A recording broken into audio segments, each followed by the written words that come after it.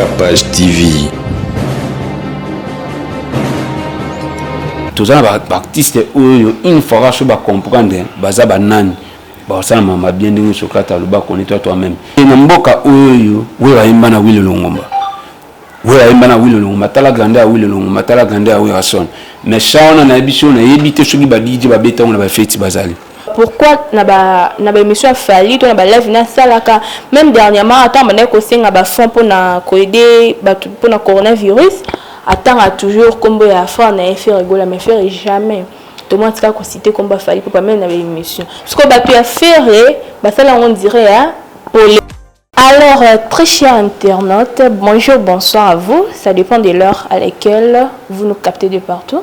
C'est votre aimable servante Rosie Gucci. Là, on a vraiment Nabilanga Maloba. On a invité Nanga.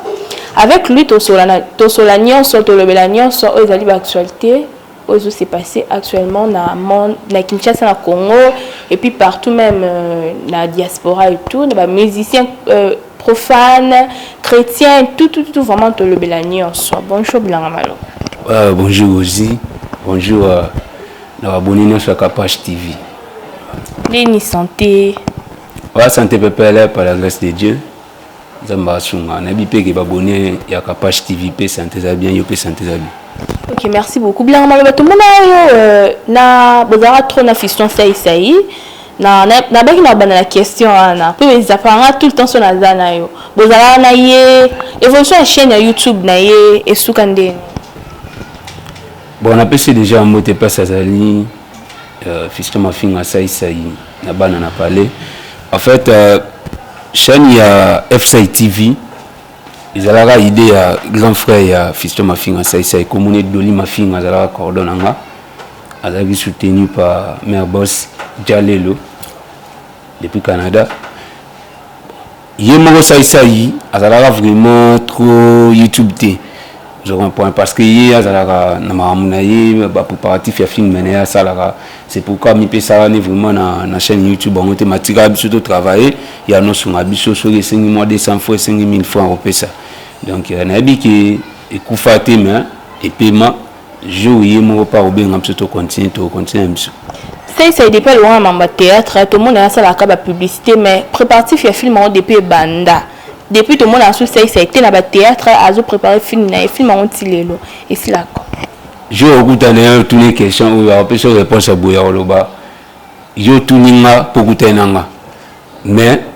parce que vous allez en aller. Yemo so sai ngana ngati na ba yesa surtout ni ya website boy. Otuninga sai pour ni film na ngozolumela pour au mona nanga sai. Mais otuna exemple otuna Jackie wa ça va film mndele wana pour nini film na yoti lelo ezolumela boy pour film na ba Jackie on va ça je vais pour préparation super il y a 2 ans ba 3 ans je regarde ezaba na mamebele pour film wana ndenge ameka website une fois ezaba 90 minutes le zélo membre munene et ça d'habitude chose combien les parties mais n'enga expliquanga Albert Renez à 90 minutes et on monte il y a vraiment mamebele énergie dépense en bon mamebele on monte 8 ans mais et ça les ma concrétisant pour les vraiment la penser na na super na moment au place azali azo mi bongisaka pour nango donc ebima atbaze lango ba mona tout est pour koyoka kolanda fâché va se fâcher soit disant que a violé qui une fille avec journaliste il pas dans le théâtre a qui tourner dans émission et puis a violé bakanga qui mais tout le monde est sous azali banda déjà bimina éviter procédure un sukinde peut-être que elle peut le couta il va peser les solo pas corrompre comme la maîtrise qui a monté na éviter soulier vraiment vachement violé tout le monde a conseillé fâché makam fâché tout fâché wana donc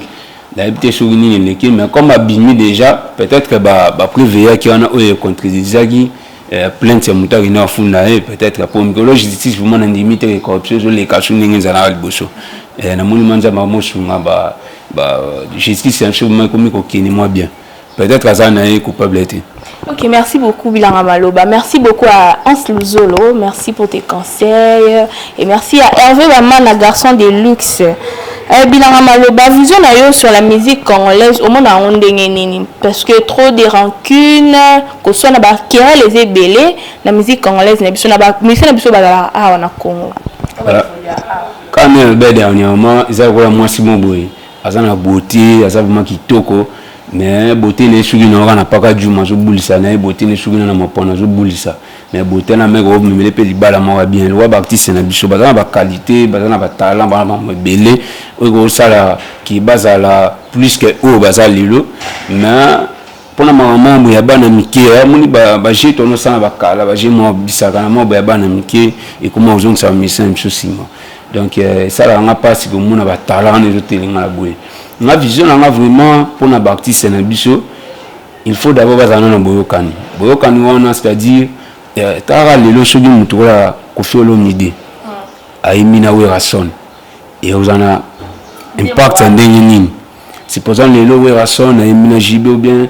Jiba aimina Koffi, Jiba aimina Phoenix, Héritier Wata aimina Jibe, Héritier Wata aimina Koffi, Fera aimina Wera aimina Fali wanini to envier le susuba ba puisque arrêter to envier suba Davido te parce que wana maiza wa to lia bio za malwa mutu mo ba le manjo mo ne mo ba lambi kitoko na limite à relation complexe ya quiz donc tous ça ba artiste une fois je ba comprendre baza ba nani ba ça mama bien dingue Socrate le ba connaître toi-même ba artiste msoni ba mié ba raté parce que elo ni ezanga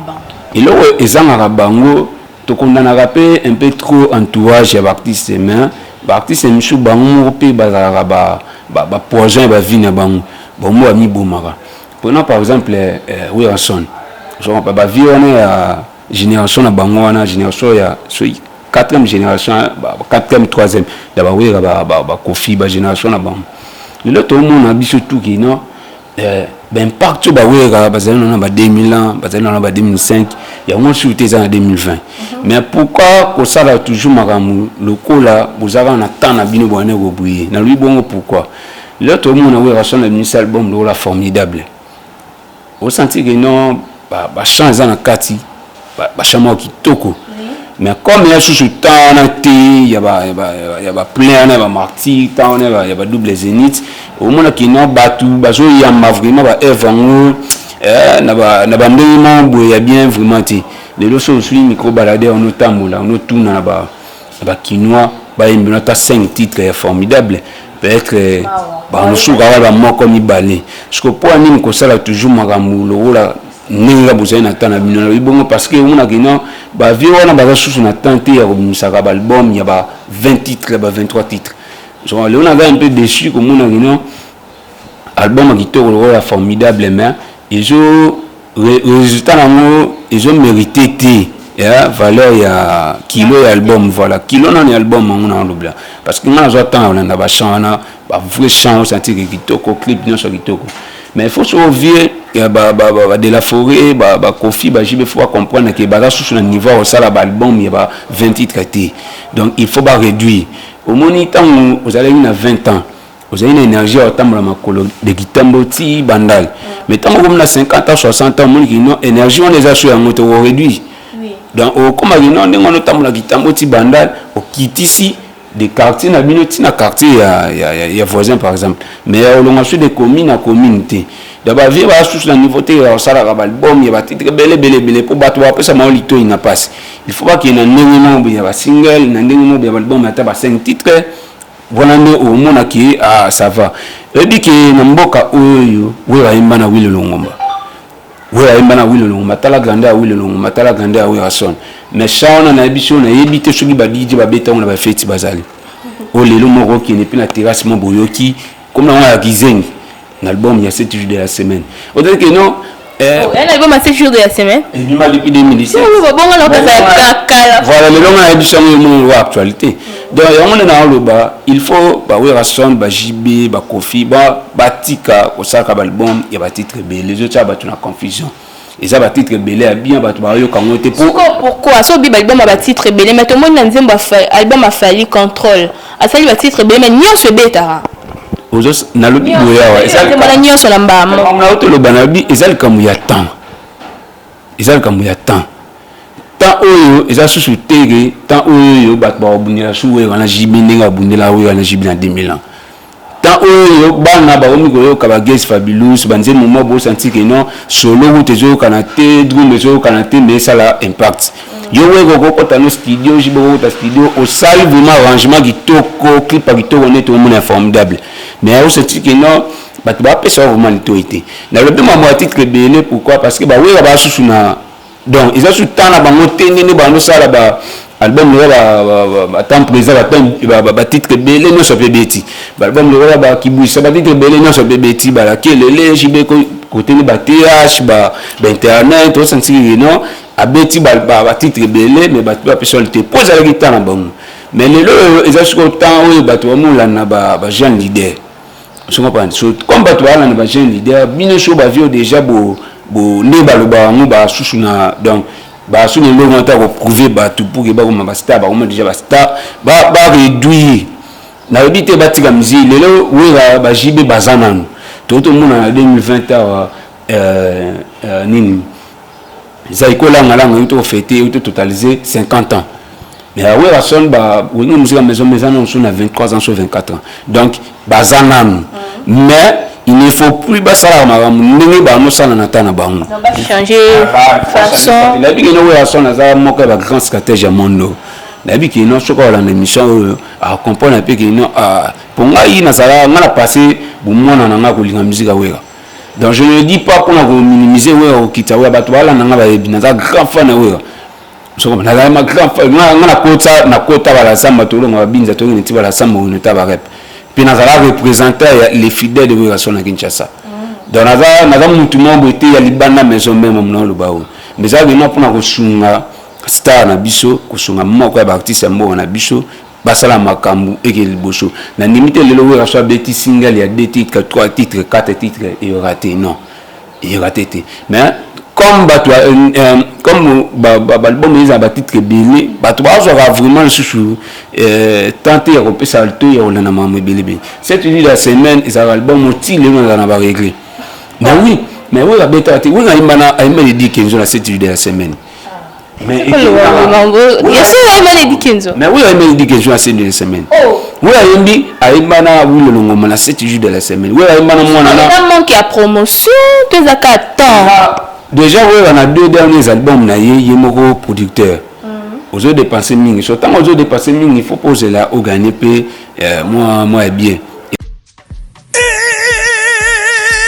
Di nouveau à Kinshasa, Bontu Nangai Nino,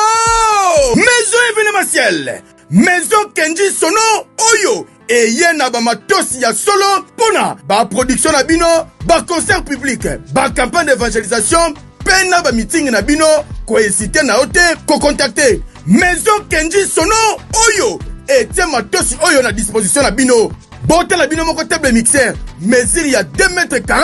et bon côté à lumière et mama munwe ata hotelemi na 500 mètres. Okomona mutaza na podium. Na Kinshasa baza kaka bango moko mutu baza na ba lumière Oyo. Bontu na nga eza wapi o? Na avenue ya Libération. Ex 24 novembre, na commune ya Ngiringiri, en face, ya bureau du quartier ya Bandal Molar, boza mobimba wana. Soit, bo contacter na ba numéro Oyo. Bino boye bo organizaka, ba campagne d'évangélisation, ba meeting, ba concert live, na ba stade, bo hésiter ko contacter maison événementielle Kenji Sono Oyo. Et yena ba matosi ya solo, ba instrument ya haute qualité, boye ba pebo kangake. Maison événementielle Kenji Sono et ça peut concerner la vente. Il y a un instrument, Pelisusu, baza conformé, ingénieur de son. Yo mutosini sana izipa. Na ista, ko hésiter na yote, oza na théorie, yaka qu'on soit pratique, awa. Et yo kanie! Ti, namira ba voisin. Il faut éviter titre belé. Cette vidéo de la semaine, les gens qui 21 sur 22, formidable, les gens qui 24 sur 20. Donc, ils ont trop. Je pense que les leçons à 5 titres, à 5, à 2, à 1. Et le PC Robino, même si, bon, tout ça, comparaison, on a Robino, mais et le reste, Robino, les albums, oublie les enracines on a bien c'est le moment à cartonner pour celui à compléter le sur va combien de millions de vues sur YouTube donc la stratégie c'est belé au sala makambo donc souci dans les agas qui non bah oui la son bah JB bah Kofi bah comment sala makambo autrement bah sur na temps na tira côté studio yo on a tiré wa toi là bah pas machine je vous mettez pas avant on a ni du suni na obi misala moti côté innocent côté gaz fabuleux gaz va wete bato souhait belé bazo condamner JB non ngaso na ta la vie a mona kino na ta o ya bana oyo il faut plan ngana sa magamu le lengi mako boye ni tono sal bosote via ta un espace ni libusu ni na obmisela donc na biki de la forêt place azali bato comme ça message au pays ensemble autrement pour album wana na so formidable wana za mystique azana banzemba kitoko surtout ya café on dit est-ce que big tata ku za na formidable Fabga za na formidable nani bien filé formidable album awe malgré ba clip non yété mais est-ce que yo vraiment na ndenge vraiment na batanga na vraiment oui a mis na mtu wa Fabgas izara boy même si clip non yé na moté voilà ils a donc il faut pas comprendre quoi faire dans moment où mais tout le monde est PJB mikolo usu koleka a tellement PC lengma nzembo na imbele abeda show abaki que est disponible bientôt mais jusque là nazo mon dirti mais absolument mais vrai tu on mutu na yo ezana album no côté o jiba ko bimisaka lususu e ko beta ka sunni album na kaninga no beta album mo côté o bimisaka lususu ko beta ka ninga no beta alboso suis ba ki na kana ba 20 titres la ba mona ba 30 titres donc voilà donc balanda ba falite pour exemple tant de mots peut koloba mutu na temps na toujours wana na vision sur la musique congolaise pourquoi Blanc Maloba pourquoi na ba émission fali to na ba live na salaka même dernièrement attend mané ko senga ba fond pour na ko aider pour na coronavirus attend a toujours combo ya fond na faire rigoler mais faire jamais tout le monde ska ko citer comme ba fali pour pas même na émission parce que ba tu a faire ba ça là on dirait polémique. Ça on dirait polémique pourquoi fallait autant faire il fallait arriver à faire dans bas et comme il blabla mon wana bon je suis des bana débat toi soigner pas buni ou afinga la muninga mingi il pas dans la sonia ngo senga muninga pardon et muto wana muto so bo soana afinga na autre côté ou afinga autre côté donc tant ya oya awoza pena ma faciliter sengo pardon na le bon pourquoi les autres mona depuis guerre ya falna faire banda toujours ba émission oyo ya bango balé après 2006 donc de 2006 à 2020 les années émission maroté au fait au fallait à sala ou totalement la TV qui fallait ma malobi a fini faire ata on masquer en moi qui n'attend au lieu attendre comment faire attendre ta faire ou bien attendre ta fouer mais toi comprendre fallait na sala monter mais tout le monde va 2017 faire à sala mona moroba et ba connecter les plus problématique du monde parce qu'en 2017 on tout toi comprendre vraiment qu'il n'a pas dit on va attaquer Mutumboy je comprends d'ailleurs mon a eu de ma part côté là vraiment na mon on dirait faire na moi Sony autant comme a fallu publiquement pour na mambo yo aloba sur fali na ba émission a sala ma bête bamba ma be na bango na bolam na bango na ebiti na ebiti pété lo ni ça qui ba be bana mais on na mona na TV na ba émission qui o alobi mutaloba moi ma be mingi c'est ferré par rapport à fali yo mon fali comment faire ezana ngo poison te na mona na yi atanga na yango ata bato ba za hypocrisie zani mais obso to mona na o ya atanga mato na biso to yoki yango wana donc lo ngana mona kaka nde yango na ndisima sala bomba li moza na monsuni pour na kofinga o afinga je repère pour na kofinga parce que même na ba proche misusu ya faire bazara dessus na 2017 koyoka émission ya sala wana parce que faire ye bongo mutakota studio ayemba na nzemu ne mob na album ça c'est interdit batu baloba ka faire gola loba te zane na nga poso na zolo banding na banding ba te na za fier nga ba botanga na kola na mutu mo blobela te mais batu aleka ba finga nga vraiment te na répondre mais tout moi 2017 bou à cette émission moi jara bon voilà donc ça ni na polémique ni na le bilango mais tout le monde na dit que non mutapesa sanga faute na mamu jara mutata ignorant donc bon balé c'est un peu comme ça. Merci beaucoup Blanc Maloba. Est-ce que c'est important importance nini au parolier dans la musique parce que tout le monde a monsieur belé pe bazali tout le monde qui par exemple le papa Lutumba abanda ko commander mboye moko Karmapa à auteur compositeur Emoko ba Jean Gouba par exemple ça vraiment moi belé ba Ridi Amisi mais et puis ba monsieur mususu là on m'a bêté mais ça ba monsieur mususu à cause à grand mais toujours à faire recours na ba parolier ce qui est important bon comme ça mon péché té ça mon normal moni nzambe ninga kabula ba qualité na ba défaut pas ba nzambe ninga kabula ba qualité parce que nzambe pesa défaut té nzambe kabula ba qualité pas ba tout et ça na qualité ça pas aussi j'ai fait ça na moté et ça qualité ça na capage TV na film peut-être vous arrêter nzambe pesa papa Lutumba qualité ko koma mais nzambe pesa papa Lutumba talent o imbati donc moi qui nous a beau tout nzambe ko pesa yo ma kozang sa yo le moment papa Lutumba grand écrivain mais papa Lutumba 1000 côté chant côté voix ko yimba ayimbati les appela batu mususu nzamba pimela bango mayele wana to inspiration na kokoma mais ils sont bons côté mais c'est un grand artiste mais asa incapable de composer même une petite chanson est-ce que c'est important car que ça la recours peut parolier même si ça me sana bon so moni bon c'est que baroba ni on ne force pas la nature ye etanga manete ayeba kokoma oba itanga matériel ayiba kokoma aweza na idée mais comme azana art ya kokoma te et on m'a payé non a kokoma pe ka bien ti pour ça bo mi ko forcer ayi mara o ya komi ko ndeni baza so balali ba ba non inspiration mo ela nga biso ta nature bien ndoto inspiration ela so inspiration ba ça on ni peut faut comment non et ça déjà composition et bon so mi la na maloba o mutu nyonso lobaka c'est biso tout photo to ta lola et pour ça pas ils a pas so randoki a lo mamno le bunga randoki tout ça toujours dans maloba mambo ya bien ya basambla mutamu na magino waza danger waza boy mais na kati ni mabani nul donc pour nous conclure na sujet oza ki none na episa ko ni bandeli nzambe ya ko pesa yo ba talent ebele mazangisi yo moko ils appellent chaque papa Lutumba nzamba pesa ki mayela ko koma aza parmi les grands compositeurs d'Afrique na wa pe du monde mais nzamba pimbela ki ko yeba ko yimba. Donc voilà. Ok, merci beaucoup, Jefté. Affaire Coco, moi, na tata, moi, sinon, qu'on la musique. Na famille, la musique, n'est que yo banda koyemba, au former moi, na yo, moi, na kende dans, bah, Coco, n'est plus sur comprendre, nga. Coco, la musique, moi, la musique, les qui n'a petit, grand frère, vieux. Comment la rendez? Et ça,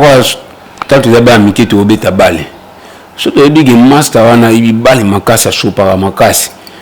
Comme biso côté na biso tona mutabi ko sopate oyo kaka to komite ndeto beta bale bo mamba ko sopeza te to beta bale simple normal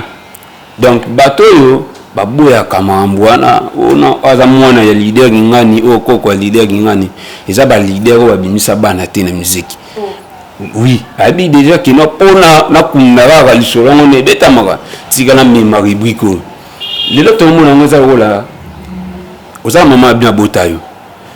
yo po boti mwana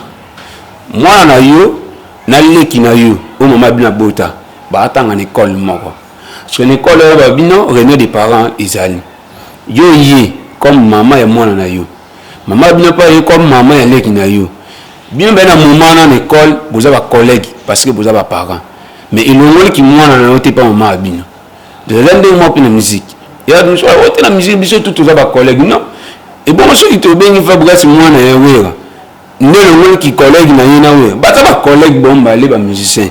mais aza auta pa wera mais comme tous ça na thème na biso wa bantu biso wa kinois ba congolais to mesana na ba thème wana o mwana na ya kapashi mwana site non pardon aussi mwana site mtabinisa kapashi mwana comme okoko voilà donc ils ont bon ça to me mwana et c'est ma bête ba père spirituel bazarati bon l'église on père spirituel bon et le monde qui mwana papa wa botayo oui, il va passer un père spirituel, mais papa Bota, pas père biologique. Donc, père biologique, il y a par exemple, il y a Fabrice Azali, mais père en a spirituel, je ne sais pas bien père musical, je ne sais pas bien nani, Azali ou Rasson. Donc, bateau, au bas de Makamouana, on a koko raté, moi la musique a raté, ça bateau a bien sa banati. Il y a un moment où il y a bien affilé, il faut la leçon pour na leader, tout fa talent. Il y a ban wa pembe na bon voilà parce que et maman ya bina filé ba fabrication et pesi bon auteur pardon pour au moins magina succès moi na akomi ko sala et comme fierté non seulement ya orchestre outil mais orchestre OP l'initial leader na donc ngai pe de ma part héritier wata côté na nga par exemple il faut que na bimisa na bimisa ba talent ya banu ba pembe na nga pour que lobby ba nga sa fierté na nga pe lobby no côté na nga faut ne tout fait talent ya banu te na fula ba nga pour que lobby pe sa fierté na nga bongo ndi ya nga pe musique pe ko kindi liboso peut-être. OK, merci beaucoup. Consultez la page officielle de Paul Business. Ils vendent tous les articles né Rosi Bouchala Tara. Donc bon, on va apprécier Akaba basket, bilamba, hommes-femmes et même pour les enfants, consultez Paul Business. C'est sur Instagram et son Facebook Paul Business. Bilanga malo, banana bien santé. Michel Bakenda. Michel Bakenda a empoisonné, Michel Bakenda sextape. Yemo kabaki ke atiki mamboye mba azona otana ye azona pembe na nzambe na ye asambela patati patata mais to mon kabe azongi ba activité to ebite so poison ezaki aso ya lokuta so ke sili so ki ndenge ni to ebita komosani ba vidéo banini na ebite na on permettre ye pazonga na ebite so fait exprès bisi azonga je bande rambali wana ba bota courage ya koloba vraiment ki non to beta na musique pour na commerce mais biso na bande na so afali to banda mabe te yana bite je ba bota courage ya vraiment ki non to beta biso musique chrétienne ou so be musique religieuse pour na mongo mais to za biso ndenge mona ba na so afali ba fali ya mona makambo na so nos arti et nos arti ezane soni ba na soni. Tout le monde déjà compris le bougeot na bango qui bouzengi na bango qui le kuta na bango hypocrisie na bango mais bazo continuer na ba ironie na ba sala ba Michel Bakenda wana eza bato yo vraiment na par exemple wa bana oyo ma banga yo kutima na mushuni na munoko na cuisine yibi mais batuni uyibi mushuni na wangana boza munona ni na wangana kaka wa Michel Bakenda wana da bazani na courage bani na courage mais comme ngana na mona na ngape batama pe bayimba mise nzambe na mona ba pe supérieur na ngati to abisino so ba humain so ça ne le chumu na nga comme premier de la classe de chumu za raté no so na normal on bien na normal ba wande wa beta normal c'est parce que bon baza na comme ba modèle donc il faut ba païen il faut balanda ba modèle bon ba modèle de Jésus-Christ donc eko vandingi baza modèle ya Jacques Caméra mise en scène. Ça va na théâtre showbi au moins mutala patron mais nak bomotone bo ani cordonnier de wana eza personnage mo wala tara eza ba personnage mo wala tezanga tina le pas na ba personnalité na bango zali et bien wana o mona wana dans l'habitation qui peut jouer au sam sango aux andé ni bon comme bible le bomba ga bango ba wana na parapluie mo ne chichi pas mais ouais de ba lo ba yo mo ani empêcher surtout le ba mususu mais jour à final ils allaient en etoeba so pe dala ya solo ya te poto zela antilelo bila maloba pourquoi ba mission na biso ba la arbe va ana kin ba na complexe na ba mission ba utaliban leti ba daju ba kebla to mona bango kuna ba na bolingo mo boye mona cancer naza kebla ki ye ko soutenir ye daju alonzo tout temps na ba congolais ba nino ba nani bazala wana mais biso mona daju va cancer boye ka biso ne ba UPM to kinda au moins affaire avec n'était fallait azate bona na moi kuna berfinde fali na concert fali présence de Dajwa zala ki wana mais pourquoi ba na moi complexe wana neti ba gaz ma wote wa gaz fabulous ni abeta bebo yepe bo soutenir pourquoi ba na moi fausse pour na ba utaliban na mboka. Ghislain Boulungu, MCT Images. Gardez un souvenir exceptionnel de vos événements. Faites confiance à Ghislain Boulungu et son équipe de photographes, caméramans et vidéastes professionnels et bien sûr passionnés. MCT Images, toujours à l'écoute de vos besoins pour les satisfaire en France comme à l'étranger. Vous avez un mariage, un anniversaire, un concert, un shooting ou un clip ou tout autre événement à immortaliser, alors n'hésitez pas, contactez Ghislain Boulungu au 06 18 49 75 44 06 18 49 75 44 ou sur Instagram MCT International. Ghislain Boulungu, MCT Images. Ghislain Boulungu, MCT Images. Ghislain Boulungu, MCT Images. Ghislain Boulungu, MCT Images. Bon, on peut encore congolais. mingi bazana bafusti wana eza bamuzikana bato bakola na idéologie vraiment ki musique eza église te musique eza polémique musique eza tembe musique eza boye baona moni ti lelo ki yumani ezalaka bango kaka ayoka soni ya kosoutenir mwana mboka ya kosoutenir collègue na ye ayoka soni aza na mwa faiblesse mobe quelque part aya mpe kozwa mwa tolipa ndeko na ye moko boye musicien comme déjà là tant esprit ne que nga za danger ya mpe monaki yango monaki no ki danger wana nde esalaka bango bongo mais comme bamisien ngo nayebi ke mwana ekochanger comme bato loba babiso so tokomebele ka nde tokoloba boye un jour mpe bakoyoka po omoni nini kayu ibangana kayu wana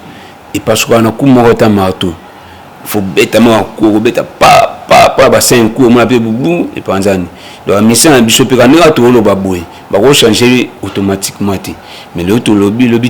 bien to lobby ti mona pe nzambe pa ko sa grâce ba changer ba blo musu to mona ba bujoba o mona biso na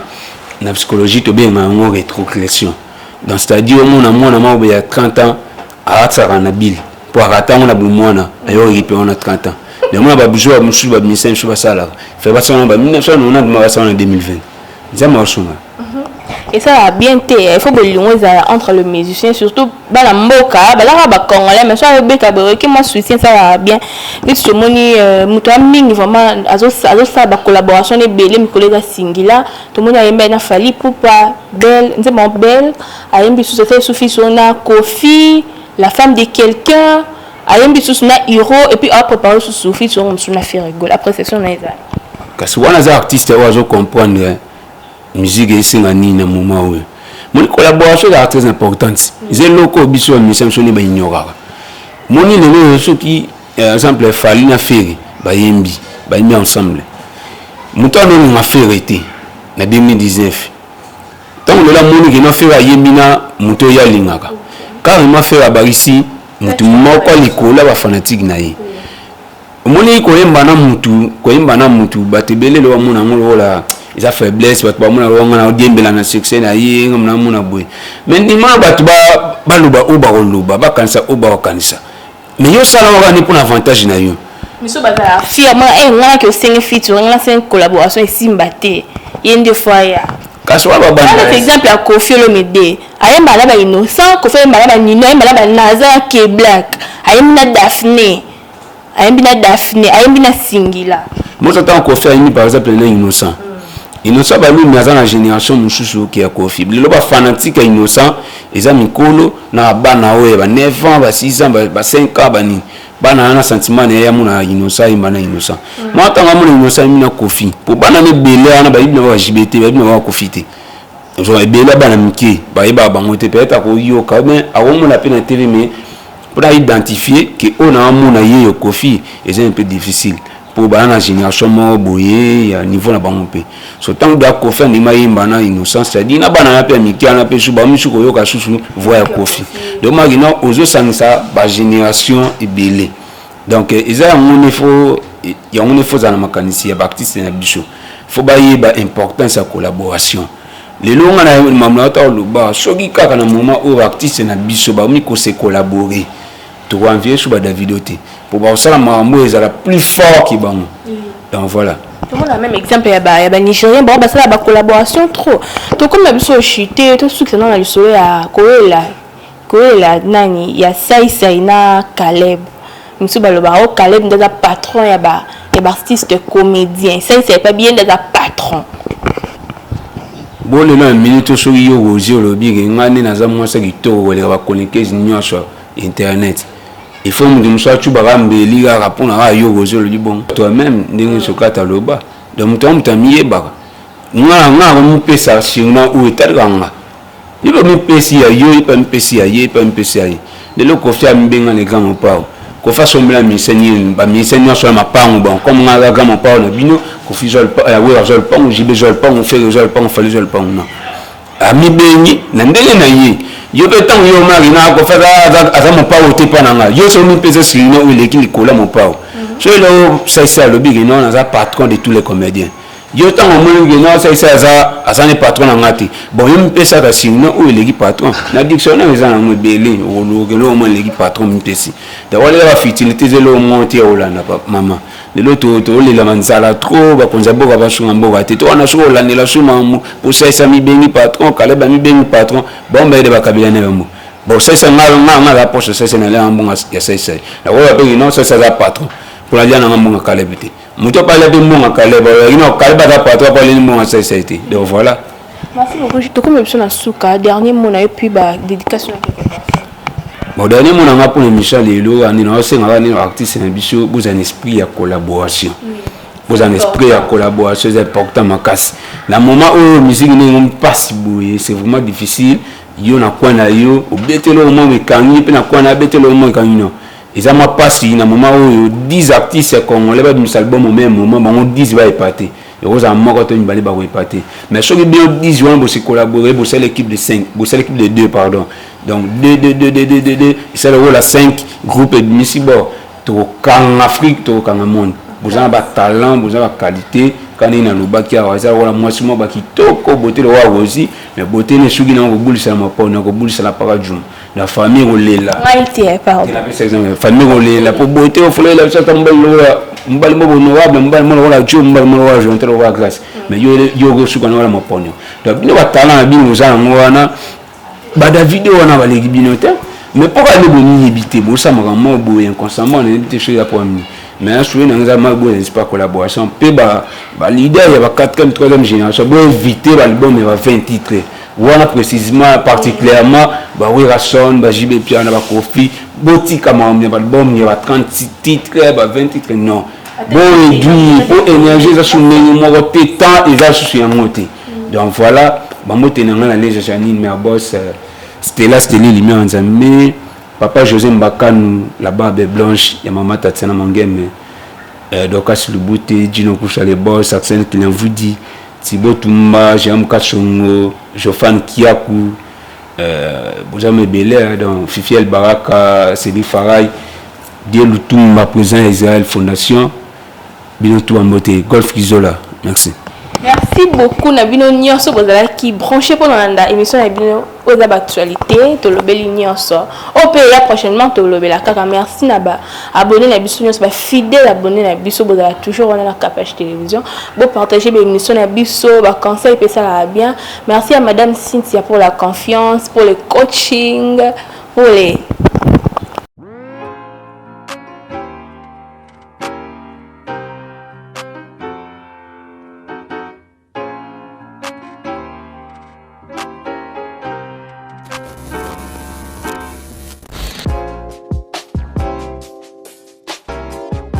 Parmi les produits Kitokoland, nous te proposons des lentilles journalières disponibles en différentes couleurs pour un regard inoubliable.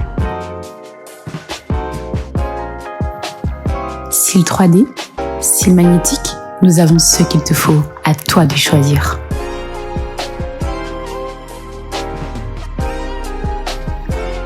Fais confiance à Kitokoland et laisse-toi sublimer par notre gaine amincissante. Naza Kitoko chez Kitokoland au pays de la beauté.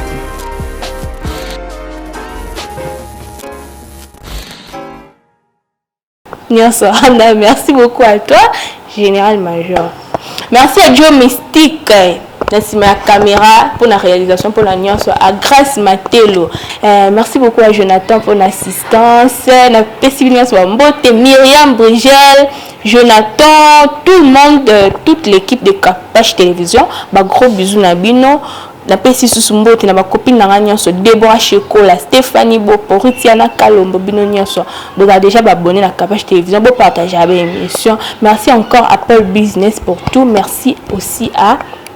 Kazi Boutique. Ainsi Fashion. Merci à toi. Bisous. Bye.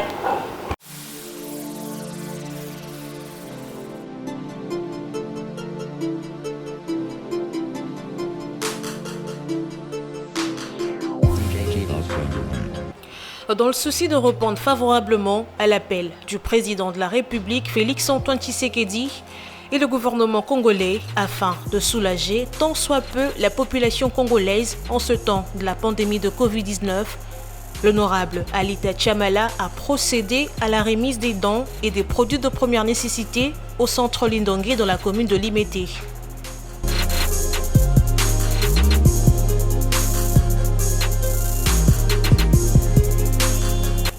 Toujours présent, mais représenté par Maître Frédéric Kwamba auprès du cardinal Fridolin Ambongo, l'honorable Alita Chamala a dans sa jupe vestiaire 3 conteneurs dont 50 cartons de mayonnaise, 100 cartons d'huile végétale, 200 cartons de tomates, 500 sacs de semoule, 500 sacs de sel de cuisine, 500 sacs de riz, 1000 cartons de savon Lecoq, 1000 paquets de jus, 1000 paquets d'eau de 75 centilitres et 1500 masques médicalisés, plus une enveloppe fermée.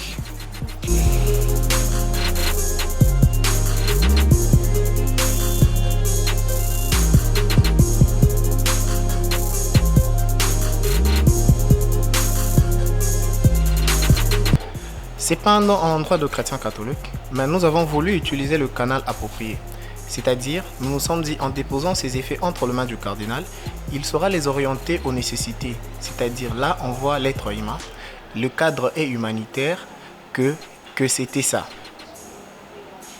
Alors, il nous a reçus. Vous nous avez vus avec lui. Je lui ai transmis le message de l'honorable Alita Chamala, qui a voulu premièrement le remercier et lui faire voir que depuis le 18 mars, après avoir reçu l'appel du chef de l'État à la solidarité nationale, il s'était dit que ces messages n'allaient pas passer parce qu'il fait partie de personnalités ou de compatriotes qui ne sont plus à présenter parce que ça fait plus de 50 ans que son nom est cité tous les jours dans le mécénat. Mais il ne se limite pas dans ça. Il est père de famille, congolais comme je venais de le dire, alors cette bataille étant une bataille de tout le monde et de solidarité, il s'est dit qu'il pouvait aussi mettre la main à la pâte et agir. Vous avez entendu, par rapport à sa demande, il a voulu également que le cardinal puisse le bénir, prier pour lui et sa famille et pour ses affaires. Et pour que ça ne s'arrête pas aujourd'hui ou à ce qu'il vient de faire, mais pour que à chaque fois où cette bénédiction produira, que le fruit de ses affaires, de ses travaux continue à être partagé entre ses frères ou les humains comme lui. Le cardinal est très ému par ces gestes. Il me l'a dit, qu'il sait qu'en dépit de tout, il existe toujours des personnes qui sont sensibles à la souffrance des autres et qu'il était disposé à prier pour lui, à prier pour ses affaires comme lui-même l'a demandé, à prier pour sa famille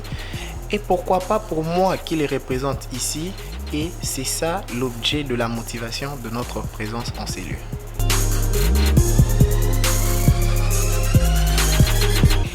La déléguée du cardinal Fridolin Ambongo, la révérende sœur Kaline Mampouya, a également donné ses impressions. Cet avant-midi, nous sommes tous témoins de la grande générosité de l'honorable Alita Chamala, qui, à la suite des autres, a accepté de mettre ses moyens à la disposition du service de la charité de notre Père archevêque, pour qu'à son tour, qu'il relaie cette charité à ceux qui en ont le plus besoin. Notre mot, c'est un mot de gratitude et de remerciement, et nous rappelons que son éminence a rassuré qu'il allait prier pour tous ses bienfaiteurs, et particulièrement pour cet avant-midi, pour l'honorable Alita Chamala et tous ceux qui travaillent avec lui afin qu'il aille de l'avant.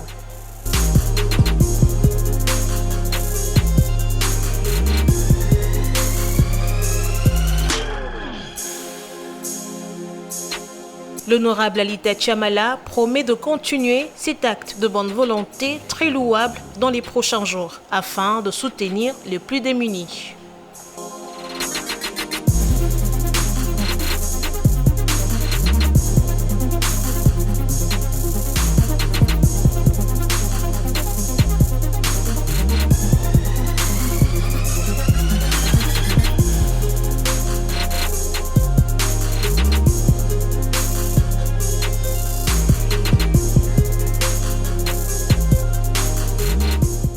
Capage TV,